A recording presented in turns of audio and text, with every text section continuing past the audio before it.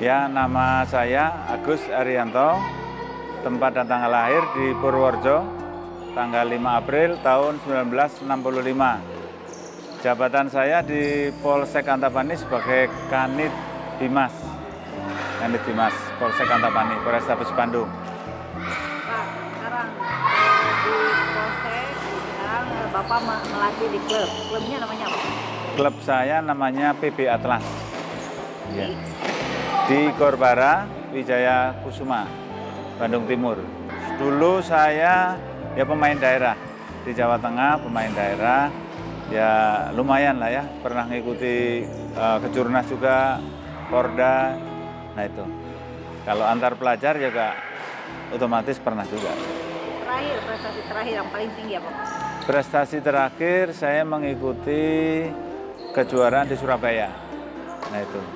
Ini antara kepolisian dan bulu tangkis. Kenapa Bapak masuk kepolisian? Kenapa Bapak akhirnya terjun juga ke bulu tangkis? Kalau profesi, saya memang punya cita-cita jadi polisi. Alhamdulillah terkabul ya, terkabul. Kemudian kenapa bulu tangkis itu memang hobi saya dari kecil. Hobi saya dari kecil sampai sekarang saya bawa dimanapun saya berada, akan saya kembangkan. Kalau keluarga ada yang berprofesi juga sebagai polisi atau yang lainnya? Keluarga besar saya dari om ada polisi juga, kakak saya angkatan darat, kemudian keponakan Polri juga di dinas di Polres Jogja ada. Kalau atlet bulu tangkis ada Pak, saudara yang juga sama hobinya dengan Bapak atau jadi atlet mungkin? Kalau atlet sampai level dunia nggak ada, nasional, daerah ada. Memang keluarga saya hobinya di badminton kebetulan. Semuanya? Semuanya. Iya, dari bapak, saya, adik saya, kakak saya. Dari 7 bersaudara, hanya 3 lah yang hobinya ini, yang lain masing-masing gitu.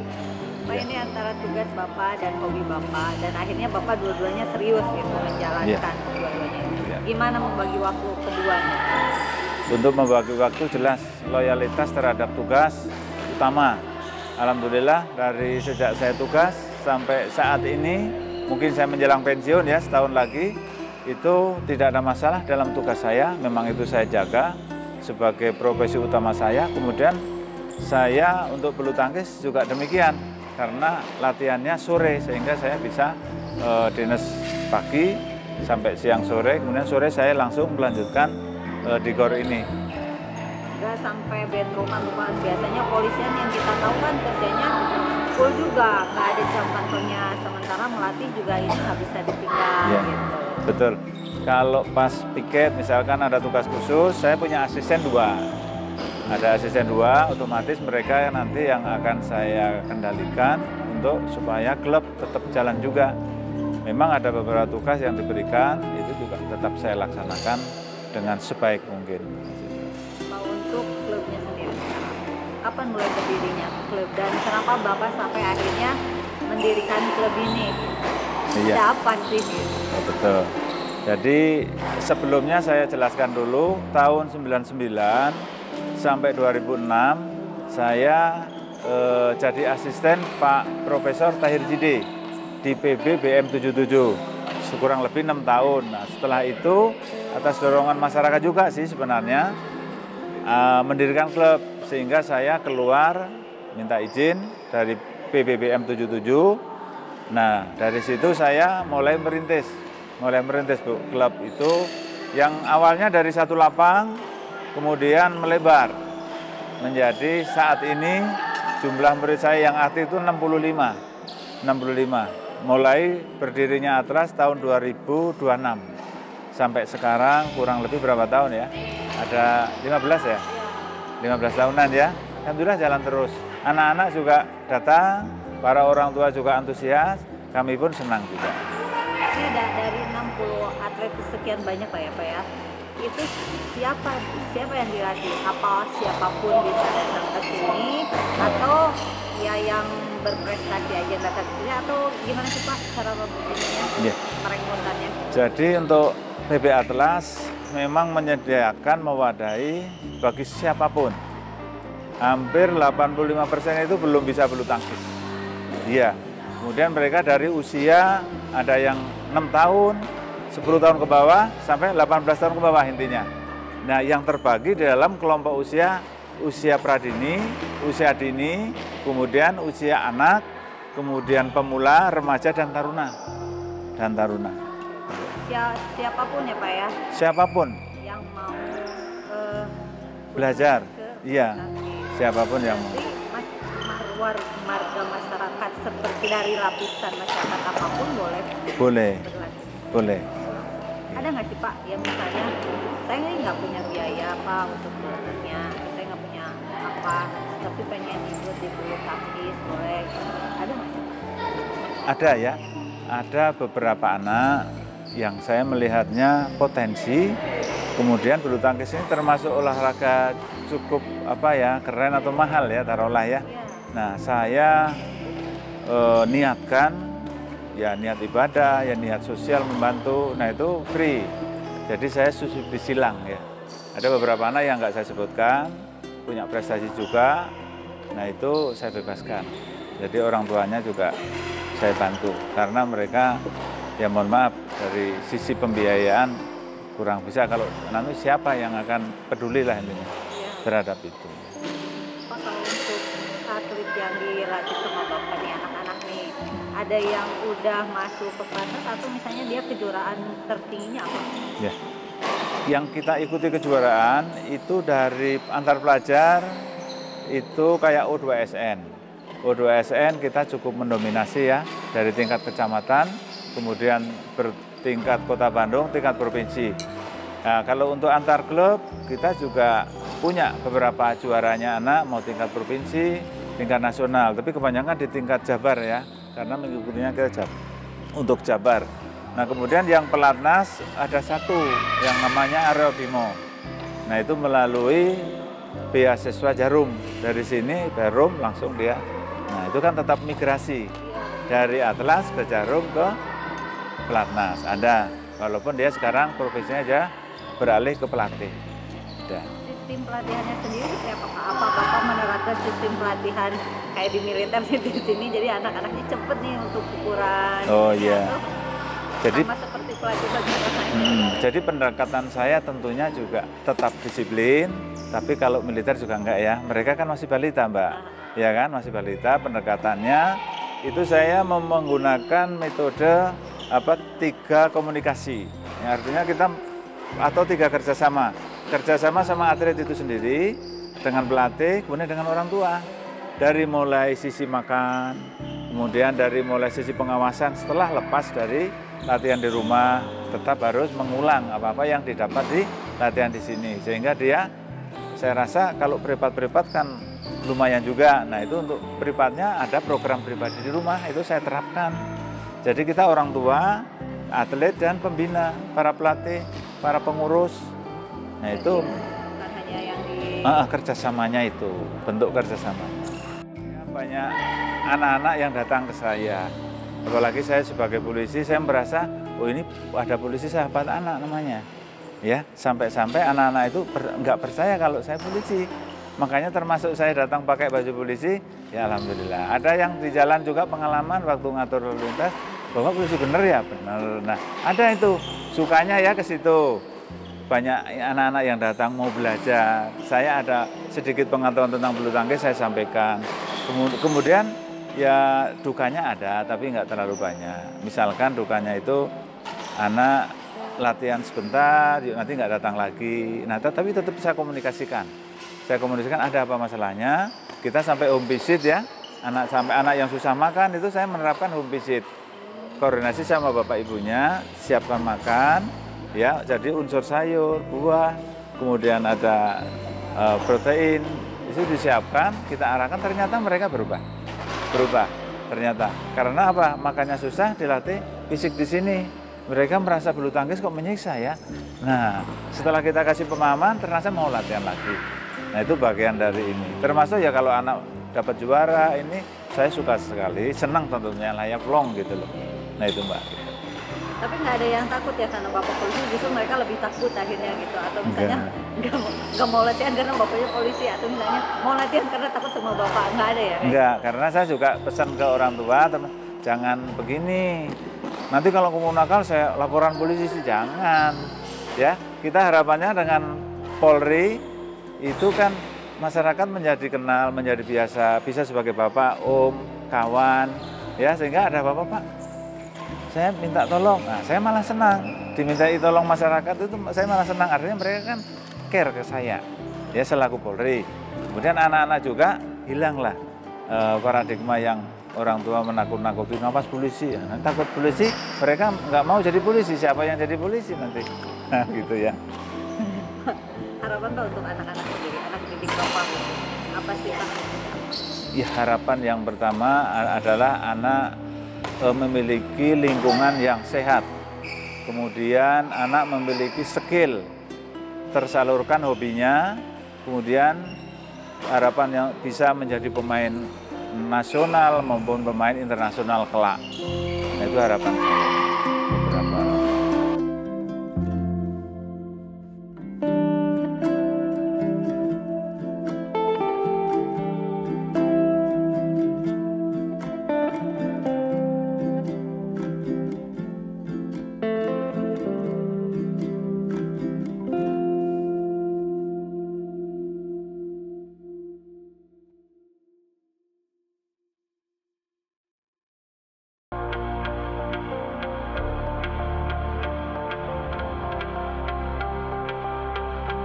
Salah satu perguruan tinggi ternama yakni Universitas Pasundan. Perguruan tinggi di bawah naungan organisasi tertua di Jawa Barat, yakni Paguyuban Pasundan. Untuk memenuhi sumber daya manusia yang unggul di Indonesia, di tahun 1999, Universitas Pasundan kemudian mendirikan Pascasarjana Universitas Pasundan yang terletak di Jalan Sumatera, nomor 41, Kota Bandung. Hingga saat ini, Pascasarjana Unpas memiliki 3 program doktor, yakni Doktor Ilmu Manajemen, Doktor Ilmu Sosial, Doktor Ilmu Hukum, dan 11 program magister, yakni Magister Administrasi dan Kebijakan Publik, Magister Manajemen, Magister Teknik Industri, Magister Ilmu Hukum, Magister Teknologi Pangan, Magister Pendidikan Matematika, Magister Teknik Mesin, Magister Ilmu Komunikasi, Magister Pendidikan Bahasa Indonesia, Magister Kenotariatan, dan Magister Akuntansi. Pascasarjana Unpas mencetak mahasiswa yang luhung ilmunya, pengkuh agamanya, jembar budayanya, dan diharapkan melahirkan para pemimpin yang cinta dan dicintai oleh masyarakat dan bangsanya.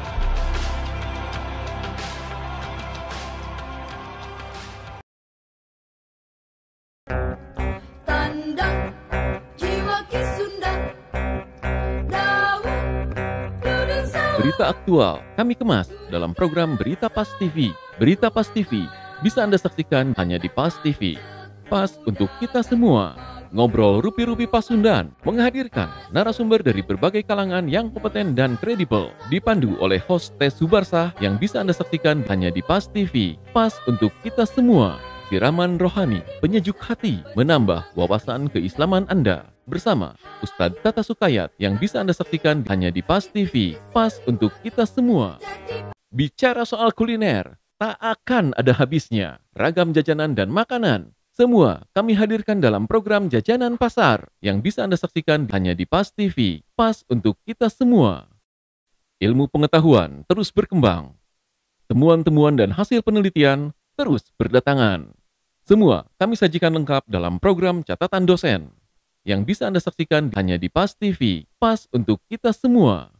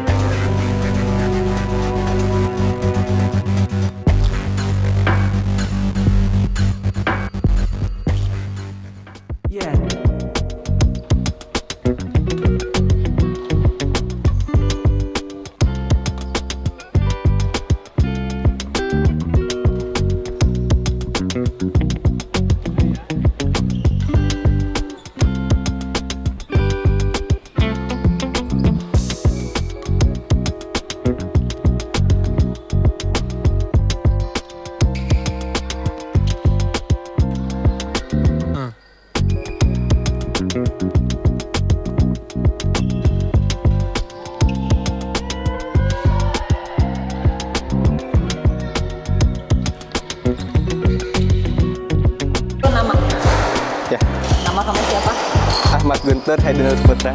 Ahmad Guntur Haidinur Putra. Usia kamu? Usia 14. 14. SMP kelas? Kelas 3. Di? SMPN Negeri 3 Rancaikek. Rancaikek.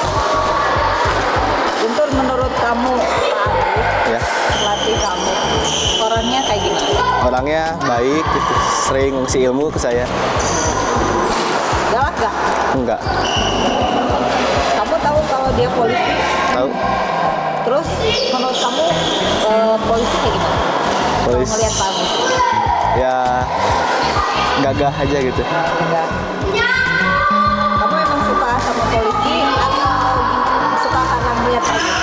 Suka lihat polisi gitu. Sebelumnya emang tahu nggak Pak Agus itu polisi? Sebelumnya tahu. Tahu. Ya. Masuk karena Pak Agus polisi atau bukan? Bukan, karena suka badminton aja gitu, hobi. Betul. Kalau ngajar Pak Agus lebih ke galak, disiplin, atau lebih banyak ilmu ya? Lebih banyak ilmu yang masuk ke saya. Ilmu ya? Ilmu. Kalau ngajar dia gimana biasanya? Ya baik gitu, sering ngasih ilmu. Ya lama aja gitu, jadi fun gitu. Terus kalau ngelatih dia biasanya berapa lama ke kamu? Ngelatih kalau pagi gitu ya, lari gitu 2 jam, latihan di sini 3 jam, 4 jam. Kalau pertandingan, dia lebih banyak mengarahkan kamu, lebih banyak terserah kamu, atau gimana? Saya banyak mengarahkan. Mengarahkan? Ya, Mengarahkan di mana misalnya? mengarahkan seperti permainan harus kayak gimana, ketenangan, dan lain-lainnya gitu. Kalau kamu melihat dia sebagai polisi, kamu nantinya mau jadi polisi atau jadi pemain badminton? Main badminton. Kenapa? Ya, ke badminton aja. Apa harapan kamu buat Pak Agus ke depannya? Kedepannya ya bisa menghasilkan atlet yang lebih baik gitu saya.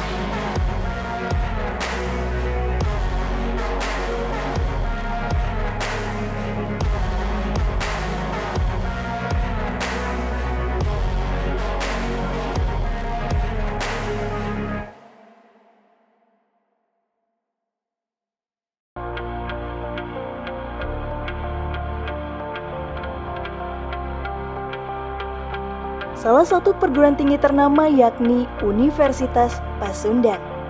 Perguruan tinggi di bawah naungan organisasi tertua di Jawa Barat, yakni Paguyuban Pasundan. Untuk memenuhi sumber daya manusia yang unggul di Indonesia, di tahun 1999, Universitas Pasundan kemudian mendirikan Pascasarjana Universitas Pasundan yang terletak di Jalan Sumatera, nomor 41, Kota Bandung. Hingga saat ini, Pascasarjana Unpas memiliki 3 program doktor, yakni Doktor Ilmu Manajemen, Doktor Ilmu Sosial, Doktor Ilmu Hukum.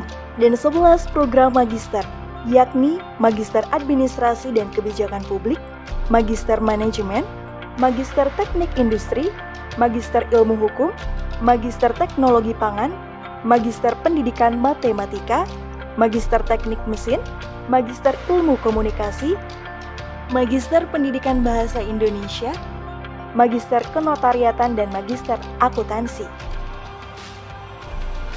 Pasca Sarjana Unpas mencetak mahasiswa yang luhung ilmunya, pengkuh agamanya, jembar budayanya, dan diharapkan melahirkan para pemimpin yang cinta dan dicintai oleh masyarakat dan bangsanya.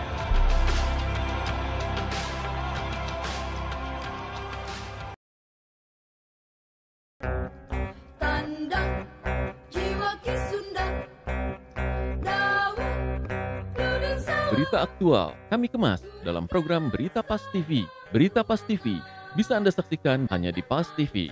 Pas untuk kita semua. Ngobrol Rupi-Rupi Pasundan menghadirkan narasumber dari berbagai kalangan yang kompeten dan kredibel, dipandu oleh host Teh Subarsah yang bisa Anda saksikan hanya di Pas TV. Pas untuk kita semua. Siraman rohani, penyejuk hati, menambah wawasan keislaman Anda. Bersama Ustadz Tata Sukayat yang bisa Anda saksikan hanya di Pas TV. Pas untuk kita semua. Bicara soal kuliner, tak akan ada habisnya. Ragam jajanan dan makanan. Semua kami hadirkan dalam program Jajanan Pasar yang bisa Anda saksikan hanya di Pas TV. Pas untuk kita semua.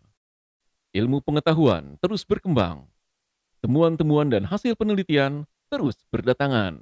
Semua kami sajikan lengkap dalam program Catatan Dosen yang bisa Anda saksikan hanya di Pas TV. Pas untuk kita semua.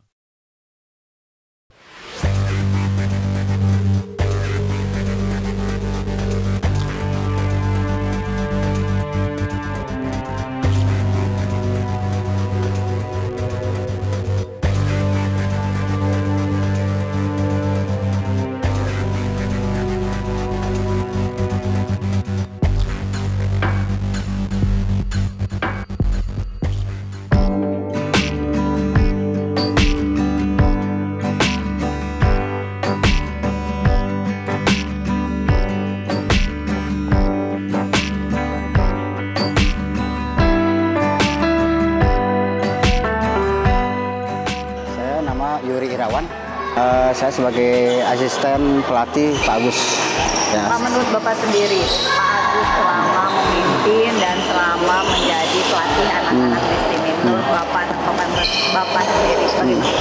Ya, Pak Agus beliau orang yang pertama disiplin dalam melatih.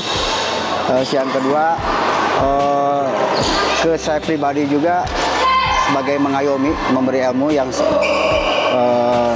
saya sebelumnya tidak punya, beliau memberikan ilmu kepada saya untuk cara melatih yang baik dan benar. Jadi intinya Pak Agus orangnya baik, disiplin, latihan, dan ya enaklah diajak kerjasamanya. Pak, Bapak tahu kalau Pak Agus itu seorang polisi? Ya, tahu. Menurut Bapak, ada perbedaan nggak selama dia melatih di sini dan dia sebagai anggota polisi? Ya, sebenarnya kalau perbedaan sih nggak terlalu mencolok, cuman di segi disiplinnya aja. Mungkin dari kepolisian lebih ditingkatkan disiplin, jadi diterapkan ke anak-anak ketika latihan. Mungkin itu aja. Ya. Pak, ada harapan untuk Pak Agus sebagai pelatih ini dan untuk klubnya sendiri? Ya, untuk harapan mudah-mudahan Pak Agus selalu sehat. Itu yang pertama. Yang kedua, untuk klub mungkin bisa membawa klub atas sendiri ya, anak-anaknya ya menjadi ya setidaknya masuk pelatnas lah ya, itu harapan. Tapi mudah-mudahan lah dengan seiringnya dengan waktu, mudah-mudahan kita sama Pak Agus juga kerjasama untuk memotivasi si anak biar lebih baik lagi ke depan. Mungkin baik.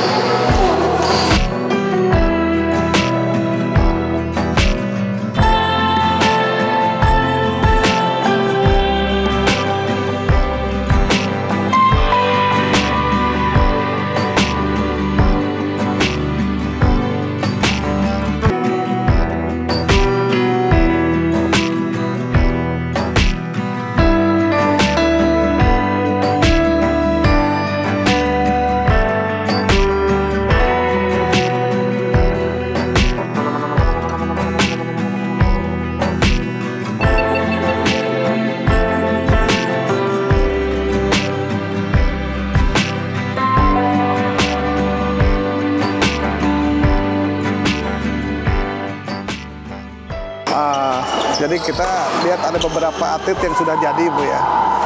Jadi selama ini kan atas bisa ngirim ke Jarum kemana-mana gitu kan. Jadi kita tertarik ke situ. Bukan tertarik karena di sini ada Bapak polisi pelatihnya. Bukan ya? Iya bukan Bu. Ya. Pak, menurut Bapak, klubnya sendiri, menurut Bapak bagaimana sistem pelatihnya? Saya pikir cukup bagus Bu ya. Nah, dengan outputnya pemain yang sudah jadi itu sudah menunjukkan bahwa PB ini cukup bagus gitu. Profesional lah ya Pak ya? Iya betul. Pak, putranya sendiri memang sengaja dimasukkan ke bulu tangkis atau keinginannya dia sendiri? Dia keinginan sendiri Bu. Nah, kebetulan dulu dia reguler ya, biasa-biasa aja. Nah setahun yang lalu ditawarin Pak Agus untuk masuk ke profesional. Nah dulu biasa-biasa aja. Nah jadi selama setahun ini ditangani beliau full 1 tahun. Alhamdulillah sekarang sudah podiuman lah gitu. Pak, menurut Bapak sendiri, pelatihannya sendiri di sini, khususnya untuk Pak Agus sendiri, bagaimana? Oh ya, dia keras Bu, dia keras, disiplin, dan ya tentu dia semi militer mungkin ya. Iya. Tapi Bapak sebelumnya tahu kalau Pak Agus itu adalah anggota TNI, anggota polisi? Tahu Bu. Tahu. Tahu ya. Menurut Bapak ada perbedaan nggak ketika dia mengajar, melatih anak-anak dengan saat dia sebagai petugas kepolisian? Oh beda Bu. Beda ya. Apa bedanya? Ya kalau dengan anak-anak dia lebih sabar kelihatan. Pak Agus tidak memperlihatkan dia sebagai polisi kalau saya lihat. Dia nggak kelihatan sekali polisinya. Kalau melihat Pak Agus seperti itu, menurut Bapak merubah pandangan Bapak nggak tentang kepolisian sendiri? Oh iya jelas Bu. Selama ini kan kita lihat polisi ngeri ya. Tapi lihat Pak Agus kayaknya adem gitu. Pak, harapan sendiri Bapak untuk klub Atlas ini, putra Bapak dan untuk Pak Agus sendiri sebagai pelatih dan juga sebagai pelatih. Ya. Ya harapan kita sih klub ini berjalan terus Bu ya. Alhamdulillah kan atletnya bertambah terus gitu kan. Nah terus ya untuk anak saya ya berharap bisa jadilah sampai ke tingkat yang tertinggi ya. Gitu. Untuk Pak Agus sendiri sebagai pelatih, harapan Bapak? Ya dia banyak umur lah. Ya gitu Bu. Karena dia loyalitas tinggi ya. Loyalitas tinggi, terus ke anak juga memberikan contoh yang baik. Ya. Beda lah misalnya.